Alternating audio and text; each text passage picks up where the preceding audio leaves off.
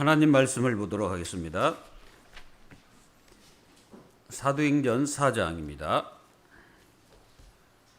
23절부터 31절입니다.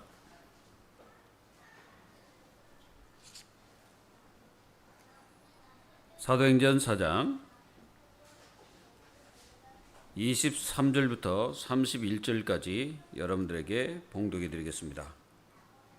사도들이 노임에 그 동료에게 가서 제사장들과 장로들의 말을 다 알리니 그들이 듣고 한 마음으로 하나님께 소리를 높여 이르되 대주제여 천지와 바다와 그 가운데 만물을 지은 이시요 또 주의 종 우리 조상 다윗의 입을 통하여 성령으로 말씀하시기를 어찌하여 열방이 분노하며 족속들이 허사를 경영하는고 세상의 군왕들이 나서며 관리들이 함께 모여 주와 그의 그리스도를 대적하도다 하신 이로소이다. 과연 헤롯과 본디오 빌라도는 이방인과 이스라엘 백성과 합세하여 하나님께서 기름 부으신 거룩한 종 예수를 거슬려 하나님의 권능과 뜻대로 이루려고 예정하신 그것을 행하려고 이 성에 모였나이다. 주제여 이제도 그들의 위협함을 굽어보시옵고 또 종들로 하여금 담대히 하나님의 말씀을 전하게 하여 주시오며 손을 내밀어 병을 낫게 하시옵고 표적과 기사가 거룩한 종 예수의 이름으로 이루어지게 하옵소서 하더라. 빌기를 다음에 모인 곳이 진동하더니 무리가 다 성령 충만하여 담대히 하나님의 말씀을 전하니라. 아멘. 이 시대가 물론 코로나 시대지만은 진짜 우리 모든 하나님의 자녀 여러분들이 중요하게 깨달아야 될 게 있는데요. 복음 희석 시대입니다. 이게 복음이 희석되는 거예요. 이게 복음보다 다른 것이 교회에 자꾸 뿌리를 내리는 겁니다. 그러면 어떻게 되겠습니까? 그게 나중에 기준과 잣대가 되어버립니다. 그러면 어떻게 되겠습니까? 큰일 납니다. 오늘 말씀을 잘 보면요. 유대인들이 그 잣대를 가지고 기준을 가지고 초대교회를 보는 겁니다. 그러니까 진리가 비진리를 뭐하고 있습니까? 핍박을 하는 거예요. 협박을 하는 겁니다. 막 누르는 거예요. 여기 있는 모든 성도 여러분들이 이 시대에 뭐가 참된 진리인지를 깨달아야 돼요. 참된 진리는 예수가 그리스도, 이 복음이 진리입니다. 그리고 복음적 하나님의 말씀이 진리예요. 이게 기준이 되고 이게 뭐가 돼야 됩니까? 우리의 잣대가 돼야 됩니다. 근데 기준과 잣대가 잘못되어지면 우리는 삐딱한 인생을 살게 됩니다.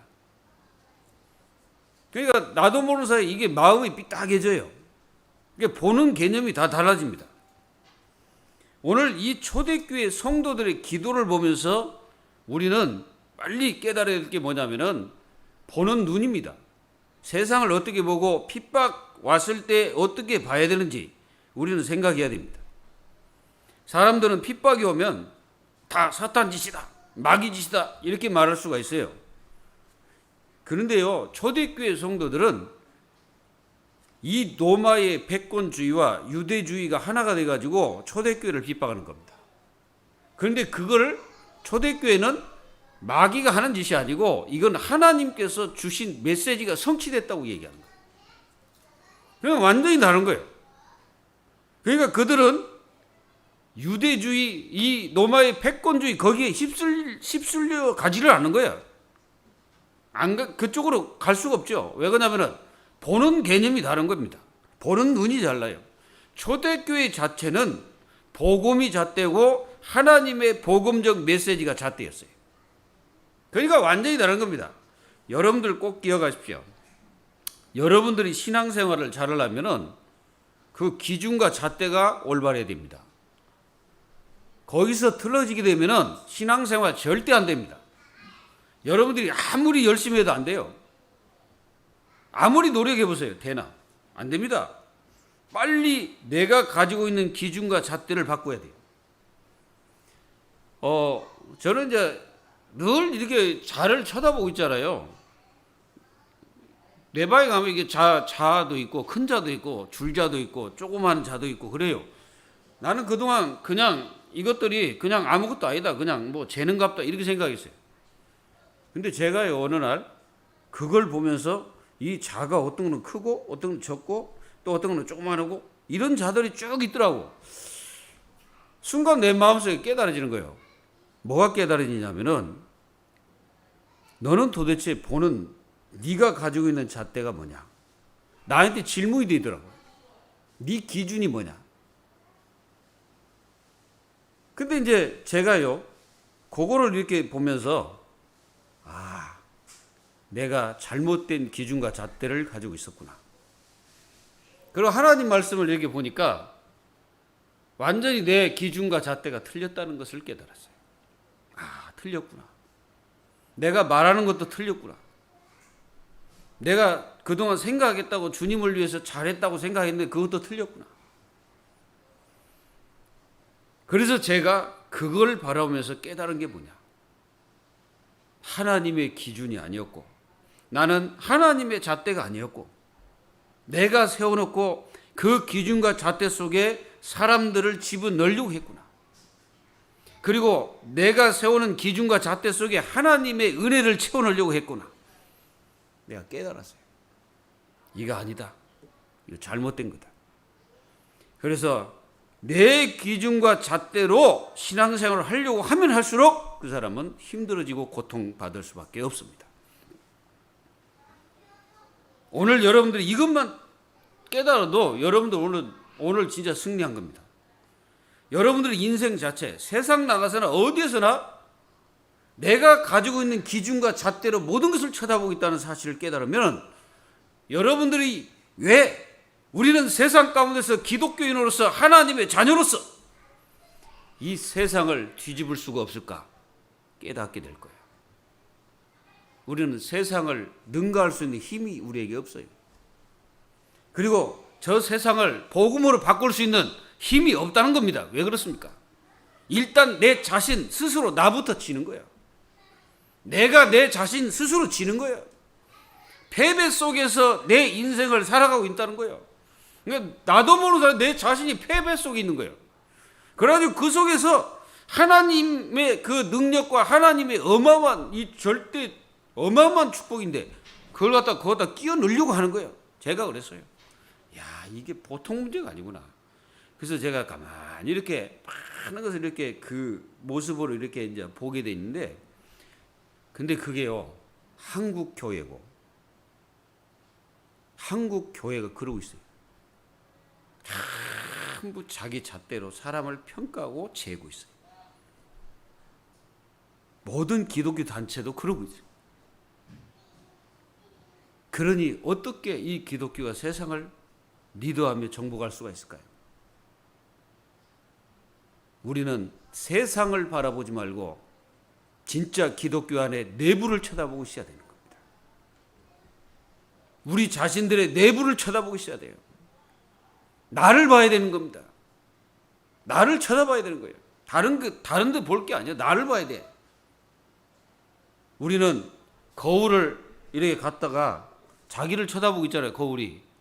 거울은 절대로 뒷면이 보이지 않습니다. 앞면만 보입니다. 자칫하면 우리는 그 패러다임 속에 묶여가지고 빠져나오지를 못하는 거예요. 그러니까 뭡니까? 거울 속에 있는 나 자신밖에 안 보이는 거예요. 그리고 우리는 거울 속에 비춰진 뒷만 쳐다보고 있을 수도 있습니다. 우리는 깨달아야 됩니다. 과연 나에게 복음이 답니까? 과연 나에게 하나님의 언약적인 말씀이 답니까? 복음과 언약이 잣대라는 것을 하나님 자녀들이 깨달아야 됩니다.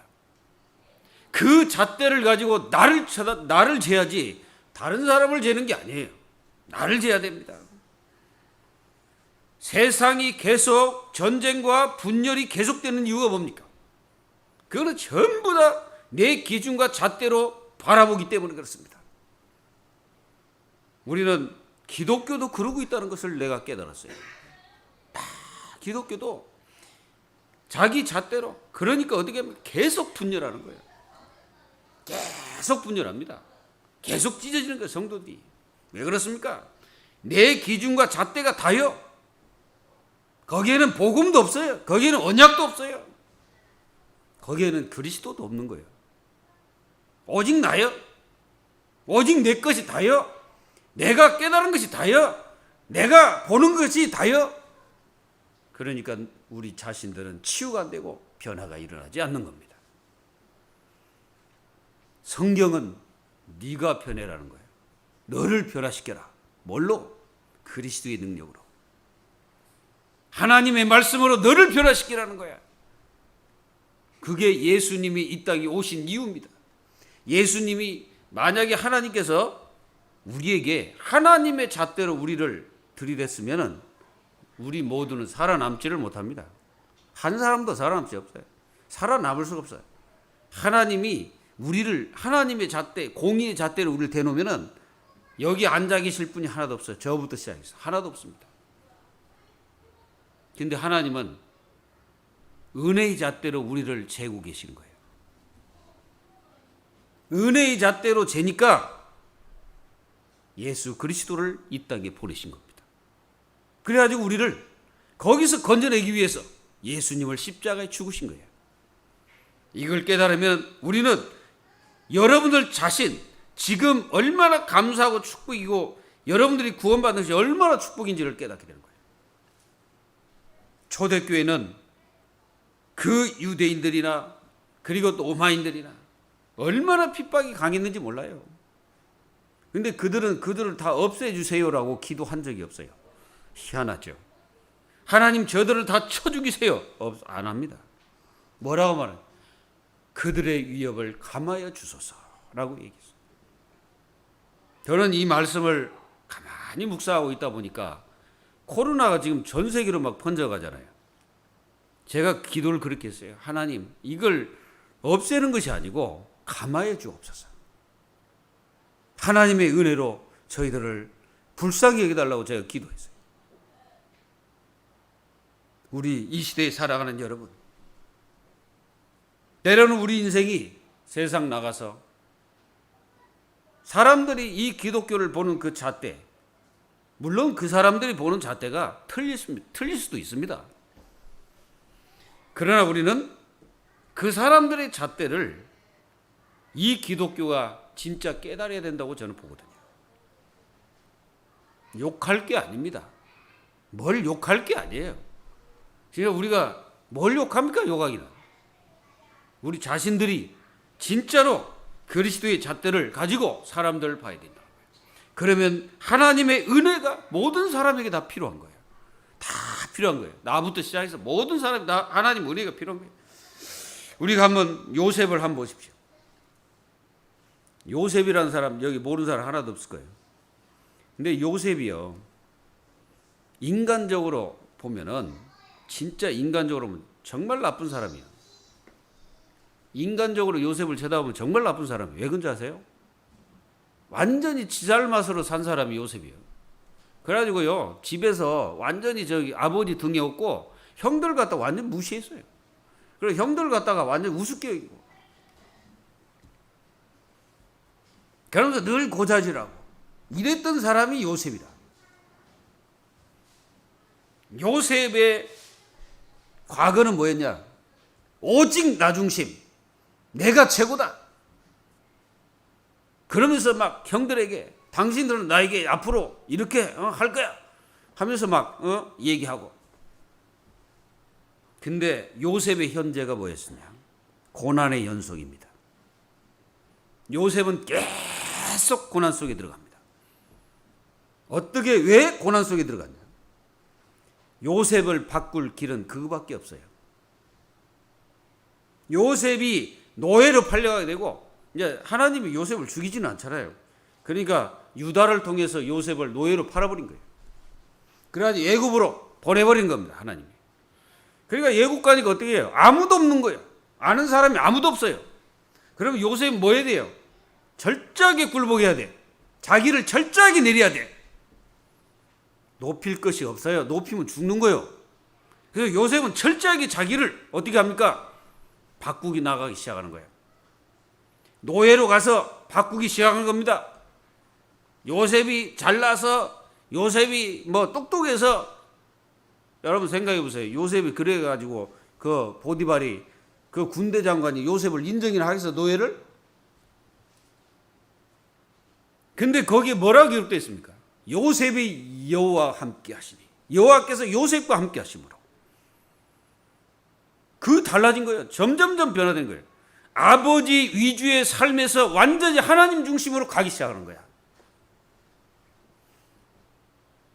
여러분들이 사람 중심으로 신앙생활 할 수가 절대 없습니다. 사람 중심으로 가면요, 그 사람 때문에 여러분들 분명히 고난당합니다. 그거는 그렇게 될 수밖에 없는 거예요. 하나님 자녀는 하나님 중심으로 가야 됩니다. 요셉이 미래는 뭐였냐? 바꿔진 요셉의 모습은 완전히 달랐어요. 뭐가 됐습니까? 형들을 미워하지 않았습니다. 형들을 치지 않았습니다. 형들을 율법적으로 보지 않았습니다. 뭘로 봤냐? 하나님께서 당신들 앞서 당신들을 살리기 위해서 나를 보냈다고 얘기하는 거예요. 달라졌습니다. 변화됐습니다. 그건 완전히 복음적으로 바뀐 거예요. 그러니까 요셉 자체가 복음적으로 바뀌는 순간 하나님께서는 요셉을 들어 쓰시기 시작하는 거예요. 우리가 바꿔질 때 하나님은 나를 들어 쓰신다는 사실. 내가 과거 있던 그 기준과 잣대에 매여 있으면 하나님은 절대 나를 쓰지 않는다는 거 제가 깨달았습니다. 오늘 초대교회 한번 보십시오. 위협 가운데서도 한 마음이 된 초대교회. 위협을 가하는데 한 마음이 됐다는 거예요. 계속 누릅니다. 그런데 한 마음이 딱 됐어요. 교회 모습, 현상은 굉장히 어려워요. 그 환경은 굉장히 어렵다고. 막 누르니까, 막 핍박하니까 어려워요. 그런데 이분들은 한 사람도 원망하는 사람이 없다는 거예요. 왜 우리에게 이딴 문제를 줘가지고 나를 이렇게 힘들어라고 말한 사람이 한 사람도 없다는 거예요. 그러니까 한 마음이 딱 돼가지고 하나님 앞에 기도하는 거죠. 그 기도 내용도 내 중심이 아니에요. 그 기도의 제목도 내 기도 제목이 아니에요. 완전히 이 사람들은 뭐냐? 하나님이 주신 언약의 말씀을 그대로 이루는 삶의 기도예요. 그러니까 완전히 다른 겁니다. 아무리 어려워도 이분들은 하나가 딱 된 거예요. 한 마음이 딱 된 거예요. 그러니까 기도로 하나 딱 돼버린 거예요. 그러니까 하나님 말씀이 막 거의 성취되는 거예요. 이 사람들은 동기도 없어요. 뭐 내 거 동기도 없어요. 뭐 내 욕심 동기도 없어요. 그런 동기 없어요. 내 욕심을 이루고자 하는 그런 것도 없어요. 이분들은 오직 하나님이 주신 언약의 말씀이 이루어지고 성취되고 그 복음이 이루어질 것을 기도하면서 좀 힘들고 어렵지만은 하나님께서 원하신다면 이 위협을 좀 감해 주십시오. 라고 그렇게 기도하는 거예요. 그것도 하나님께 맡겼다는 겁니다. 하나님 앞에 다 맡겨버린 거예요. 그러니까 이분들은 어려움 속에 들어가 버린 거예요. 제자들은 감옥에 가도 감옥에 가버린 거예요. 그걸 따기서 이분들의 신앙이 뭐 흔들리냐? 하나도 안 흔들려. 더욱더 하나님 앞에 하나가 딱 돼버려요. 그러니 사단이 이길 수가 있겠습니까? 사단이 이길 수가 없는 거예요. 사단은요, 복음으로 하나 딱 떼버리면 사단은 완전히 겁나기 때문에 그 복음으로 하나 되지 못하도록 사단은 역사하는 거예요. 그것만 우리가 알면 우리는 아무것도 내 욕심 부릴 것도 없고 나를 나타낼 것도 없고 내가 그냥 하나님 앞에서 그리고 이 복음을 위해서 그냥 살면 돼. 그러면 나는 점점점 나도 모르는 사이에 어느 날 치유돼요. 그리고 여러분들이 하나님 앞에 예배 드릴 때마다 감사한 거예요. 교회 올 때마다 감사해요. 만약에 코로나가 덮쳐가지고 우리가 예배를 못 드리고 있다면 여러분들 집에 앉아가지고 지금 말씀 받고 있어야 되잖아요. 또 이렇게 함께 할 수 있는 것도 또 감사하고. 그러니까 감사 천지가 돼야 돼. 그래서 우리는 들어가나 나오나 하나님 앞에 감사해야 돼. 감사하시기를 예수 그리스도의 이름으로 축원합니다. 그래서 첫 번째, 한 마음이 되어야 흑암의 세력을 이길 수가 있어요. 어떤 위협과 고통을 우리에게 줄지라도 한 마음이 되면 사단은 절대 우리를 못 이겨요. 꺾지를 못합니다. 못 이깁니다. 우리가 잘 아는 주기철 목사님 잘 알잖아요. 이 주기철 목사님이 순교하셨잖아요. 근데 그 순교할 수 있었던 배경이 누가 있었냐? 사모님이 있었어요. 그 사모님이 만약에 죽는 소리 했다, 어떻게 됐을까요? 아마 주기철 목사님은 순교하지 못했을 겁니다. 근데 하나님의 언약적인 믿음의 말을 그 주기철 목사님이 감옥에 있을 때 던지는 거예요. 그게 살리는 자의 모습입니다. 우리는 때로는 죽을 수 있는 그런 현장으로 갈 수도 있어요. 왜? 복음 때문에. 그렇다고 해서 그것이 위협이고 고통입니까? 그거는 위협이 고통이 아니에요. 지금 우리가 이게 코로나 이게 겪는 위협이고 고통이 아닙니다. 누가 어쩌고 저쩌고 많은데 그거 전부 다 하나님 뜻과 계획인지 찾아봐야 돼요. 우리는 사람 말에 움직이면 안 돼요. 하나님의 자녀는 말씀 앞에 딱 서야 돼요. 그래서 문제가 오면 자신을 발견하는 절호의 기회다. 여러분들 문제가 오면 여러분들은 어떻게 합니까? 그 문제에 대해서 여러 가지 고민도 하고 막 그러겠죠. 근데 문제가 오거든 하나님의 계획일 뿐 아니라 그것이 나를 바꿀 수 있는 절호의 기회고 나를 볼 수 있는 그게 눈입니다. 그러니까 문제 속에서 그 문제 속에 있는 나를 이렇게 한번 보세요. 그러면 내가 보여요. 나라는 존재가 딱 보입니다. 그리고 나의 그릇이 다 보여요. 그래서 나의 신앙관이 전부 다 드러나요.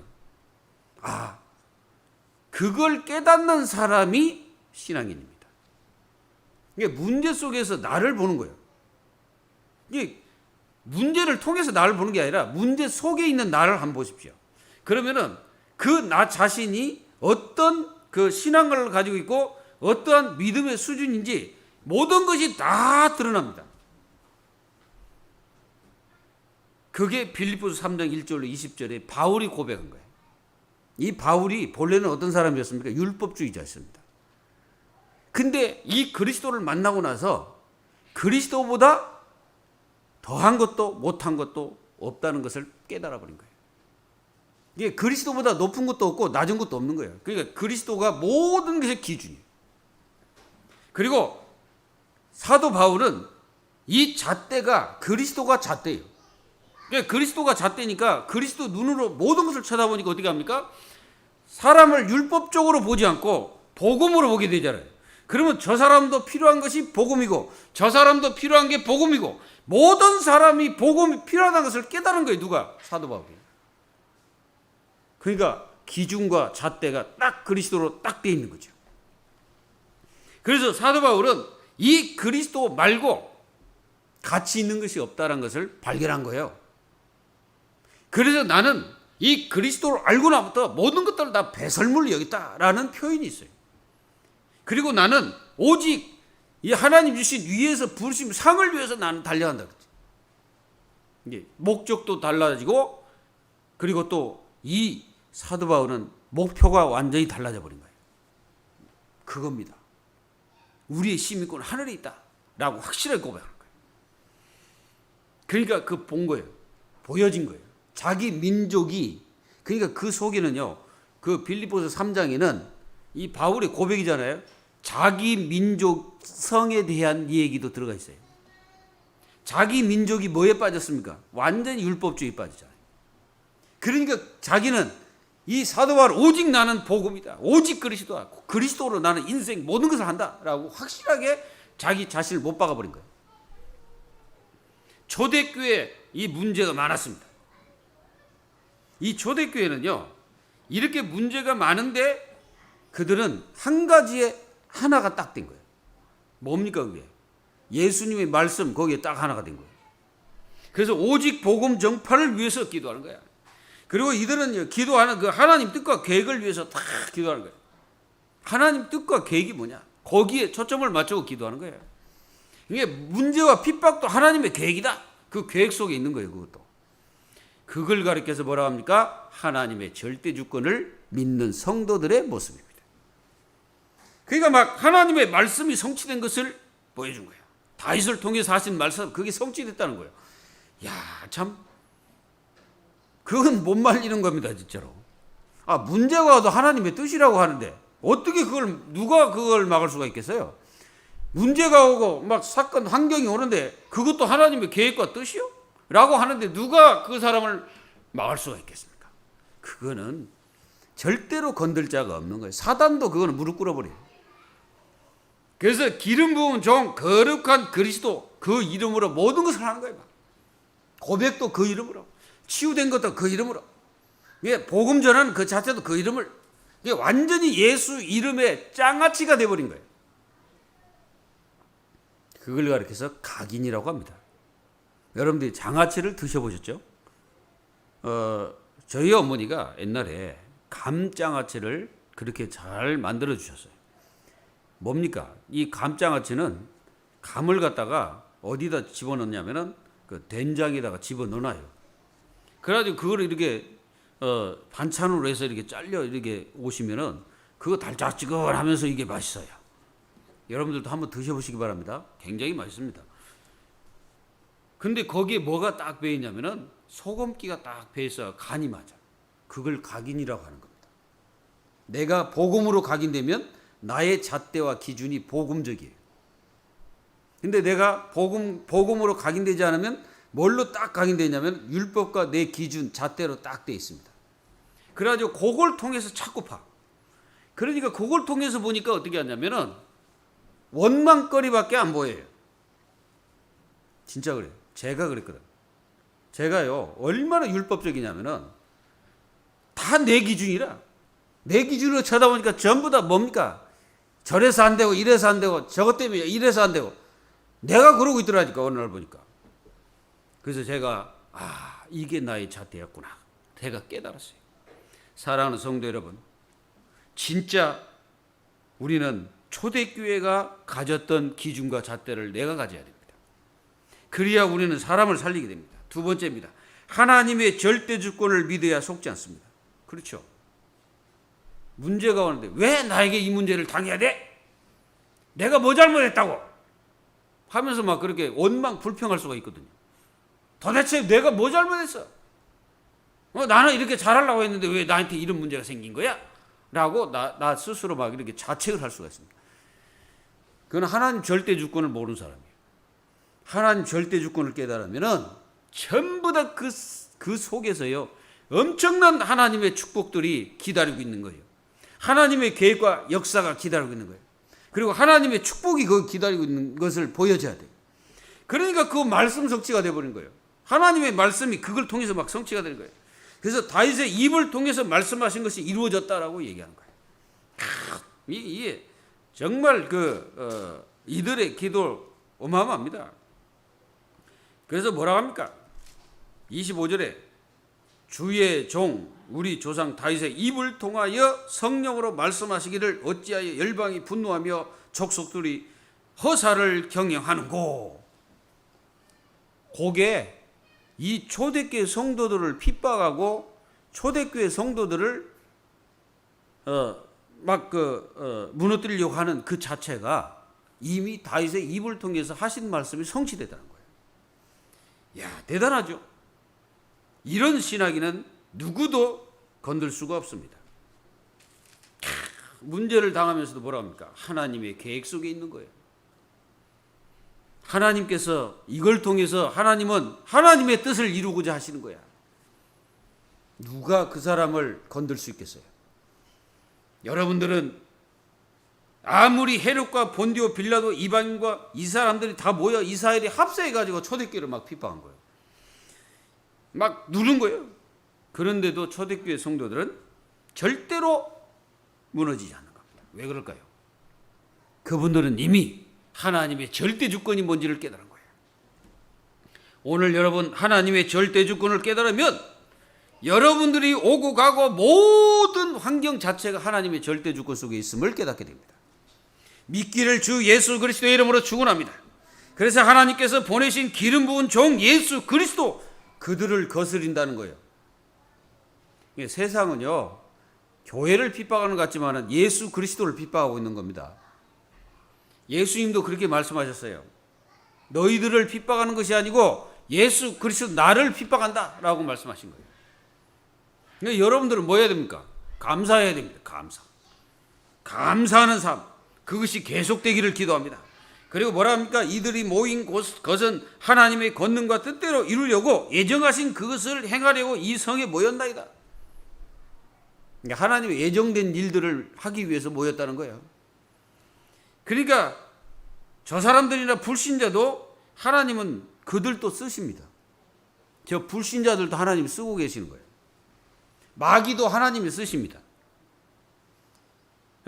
우리는 욥을 생각해 보면 압니다. 욥이요, 얼마나 염려의 달인인지 몰라요. 욥은요, 정말 염려 충만한 사람이에요. 제가 이게 욥 기서를 이렇게 보면서 느낀 게, 이야, 욥 정말 근심 걱정 많은 사람. 자기 자녀들 바라보면서 근심하고, 자기 자녀들이 어떻게 될까 봐 근심하고, 그리고 또 무슨 일 터지지 않을까 걱정하고, 그런 사람이 욥이에요. 근데 사단이 그걸 통로가 된다는 것을 아셔야 돼요. 마귀가 어느 날 하나님 앞에 가가지고 뭐라고 하는지 아십니까? 하나님이 돌보지 않으면 저 욥은 저렇게 될 수 없습니다 라고 하면서 나에게 저 맡겨 주십시오라고 얘기하는 거예요. 그러니까 하나님 뭐라고 합니까? 그래, 맡긴다. 그래, 네 알아서 해라 그래요. 그래가지고 뭐라고 합니까? 생명은 절대 건들지 마라. 생명 하나 놔두고 네 알아서 다 해. 이게 마귀가 와가지고요, 자식들 다 죽이지. 그리고 막 그 모든 재앙들이 막 임하는 거예요. 가정에 문제가 막 들이닥치는 거예요. 그리고 자기는 막 몸에 막 이 악창이 들려가지고, 그래가지고 막 기와장으로 자기를 막 몸을 가리우니까 막 긁는 거야. 그걸 쳐다보고 있는 아내가 뭐라 하냐? 야, 하나님 저주하고 당신 죽어버려, 이렇게 얘기합니다. 근데 욥은 점점점 자기 자신을 깨달아가요. 문제를 통해서, 환경을 통해서, 그런 모습을 통해서 자기를 깨달아가는 거예요. 아, 내가 왜 두려워했던 것이 나에게 임했도다라고 깨달아요. 욥은 자기를 바꿔 나가기 시작합니다. 그동안은 하나님을 믿노라 하지만은 염려하고 근심하고 자포자기하고, 하나님을 믿는다고 말하면서 뒤에서는 근심하고 걱정하고, 그러면서 하나님 나는 잘 믿고 있습니다라고 얘기하는 사람 많거든. 우리는 앞에서 보여지는 이미지의 내가 아니라 뒤에서 보여지는 이미지의 나를 쳐다봐야 돼요. 그럴 때 내가 바뀌어지기 시작할 겁니다. 나의 모습을 진정으로 볼 때 그때부터 바뀌어지기 시작할 거예요. 초대교회는 핍박이 왔을 때 그것이 하나님의 애정된 뜻이었고 계획이었다라고 얘기합니다. 세 번째입니다. 하나님의 힘으로 기도해야 살게 됩니다. 기도도 내 힘으로 기도하는 게 아니에요. 내가 하고자 했을 때 막 기도하고 열심을 품고 기도하라 그러니까 막 내 힘으로 기도가 됩니까? 안 됩니다. 성령 충만한 그 기도의 비밀 가지고서 기도하기 시작한 거예요. 하나님의 예정하신 뜻을 이루는 것이 이들의 절대 목표예요. 우리의 절대 목표가 바로 그겁니다. 하나님의 뜻을 이루는 거지. 모든 고난은 예정된 것으로 결과를 맺습니다. 그러니까 예정된 역사에 다 되어졌던, 그러니까 지금까지 이렇게 쭉 돌아보세요. 돌아보면 하나님이 하시고 계시는구나라고 느껴져요. 제가요, 이렇게 지금까지 저 자신을 이렇게 돌아보면은, 야, 하나님은 나 같은 진짜 쫌생이를 변화시키는구나. 나 같은 무지랭이를 변화시키고 계시는구나. 제가 그거 깨달아요. 나 같은 진짜 꼴통을 이게 변화시켜 나가시는 하나님을 볼 때 감사 안 할 수가 없어.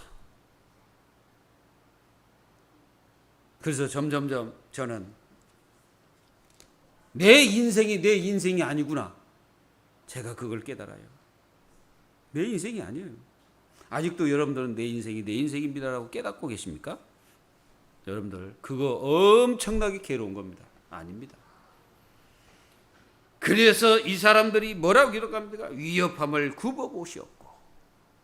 없애달라고 얘기하지 안 하잖아요. 굽어보시옵고 그래. 그러니까 지금 우리가 이렇게 당하는 거 주님은 우리를 보고 계신다는 거예요. 관찰하고 계셔요. 저번에 여러분들이 뭐 드라마인가 뭔가 있었잖아요. 왓처라는 그 드라마를 아마 보셨을 거예요. 그 관찰자라는 뜻이거든요. 하나님 우리를 그렇게 관찰하고 계십니다. 언제까지 관찰하십니까? 주님 재림하셔가지고 우리 천국 갈 때까지 우리를 관찰하고 계세요. 위협함을 굽어보시옵고. 그래서 여러분들이 이 시대에 하나님 코로나 없애달라고 기도할 필요 없어요. 하나님의 계획과 뜻이 있다면 하나님께서 하실 일이 있습니다. 저는 그리 생각해요. 진짜 성도, 가짜 성도 구분하는 시간표다라고 저는 생각합니다. 진짜 교회, 가짜 교회, 진짜 목사, 가짜 목사 드러나는 시간표다라고 생각됩니다. 담대히 하나님의 말씀을 전하게 해달라고 기도하는 거예요. 우리는 이 시대에 다른 거 하는 게 아니에요. 더욱더 문제, 사건, 환경이 와도 담대히 하나님의 말씀을 전하고 그리스도를 높이는 거예요. 손을 내밀어 병을 낫게 하옵시고 여러분도 오늘 치유받기를 기도합니다. 그리고 표적과 기사가 거룩한 종 예수의 이름으로 이루어지게 하옵소서. 하나님 내 능력대로 되옵소서가 아니에요. 내 지식대로 되는 것이 아니에요. 내가 원하는 대로 되는 게 아니에요. 예수 그리스도의 이름으로 그 권능과 축복으로 되어지는 거지. 그리고 문제의 그 자리에 하나님의 성령 충만받아 말씀을 담대히 전했어요. 문제가 왔는데 막 환경이 왔는데 막 억눌림이 오는데 그 자리에서도 뭐 했어요? 성령 충만 받아 담대히 하나님 말씀을 전파하니라. 누가 막겠어요? 못 막아요. 그러니까 우리는 이 시대에 정말 감사해야 되는 거예요. 너무너무 감사해야 돼요. 여러분들 다른 데는 비가 와서 수해를 당했는데 여러분들은 안 당했잖아요. 우리는 안 당하고 이 몸이 이렇게 너무너무 감사할 일이 많잖아요. 어떤 데는 막 지진이 일어나서 폭삭 가라앉아서 수없이 죽어가는데 우리는 그대로 있잖아요. 여러분들이 감사할 일 없습니까? 그렇게 안 당해서 하나님 감사합니다. 이러고는 그 사람은 잘못된 기도예요. 그게 아니고 참 내가 당할 수 있는 그 자리에 하나님은 나를 피하게 하신 하나님께 감사해야 되는 거예요. 기도가 완전히 다른 거예요. 기도가 내 중심 기도가 있고 하나님 중심 기도가 있어요. 내 중심 기도는 모든 것을 내 중심으로 다 보는 거예요. 여러분들은 하나님 중심, 말씀 중심, 예배 중심, 교회 중심, 그리스도 중심으로 인생 살기를 기도합니다. 말씀을 맺겠습니다. 우리를 넘어지게 하는 것은 그 무엇입니까? 사람들은 그렇습니다. 너 때문이야. 너 때문에 내가 이렇게 됐어. 너 때문에 내가 무너졌다고. 이겁니까? 그거는 신앙인이 아니에요. 그게 아닙니다. 뭡니까? 초대교회가 기도한 내용을 잘 보십시오. 저 사람들 때문에 내가 복음을 못 전해서 이렇게 살았습니까? 아니요. 그 속에서 성령 충만 받아 말씀을 담대히 전했다고 그랬어요. 우리는 잘 생각하셔야 됩니다. 우리 자신을 잊게 하신 하나님께 감사하고 모든 상황들을 감사하며 그 감사의 그 축복 속에 있는 하나님 자녀가 되어야 됩니다. 그리고 자신을 살리지 못하면 모든 것을 다 넘어뜨리는 것으로 보이는 거예요. 이게 내를 못 살리는 거예요. 나를 살려야 돼요. 그래서 초대교회는 자신들을 핍박하는 것이 하나님의 예정된 역사임을 깨달았어요. 그러니까 그들은 절대로 무너지지 않는 겁니다. 그래서 이들은 말씀으로 하나가 딱 되고 기도를 하나 딱 되고, 그리고 기도 자체가 인간적인 기도가 아니에요. 그리고 인본주의적인 기도도 아니고 나 중심적인 기도도 아니에요. 그 기도 자체가 하나님 뜻과 예정된 역사, 말씀의 역사, 말씀 축복의 역사가 이루어진 걸 이분들은 기도하고, 그리고 이분들은요 완전히 믿음으로 하나 딱 돼버린 거예요. 우리 교회가 이런 교회임을 믿습니다. 우리 교회는 말씀으로 하나 된 교회, 복음으로 하나 된 교회, 하나님이 우리에게 주신 언약의 말씀으로 하나가 된 교회예요. 그리스도 그 이름으로 하나 된 교회. 다른 것이 하나가 아니에요. 그걸로 하나예요. 그래서 그냥 있어도 감사, 그냥 바라봐도 감사, 이렇게 되는 교회, 우리 교회입니다. 그게 여러분들이 이 축복 속에 있다는 거예요. 그래서 믿음의 사람, 성령의 사람 하나가 딱 되면 거기에는 성령 충만의 역사가 계속 일어나는 거예요.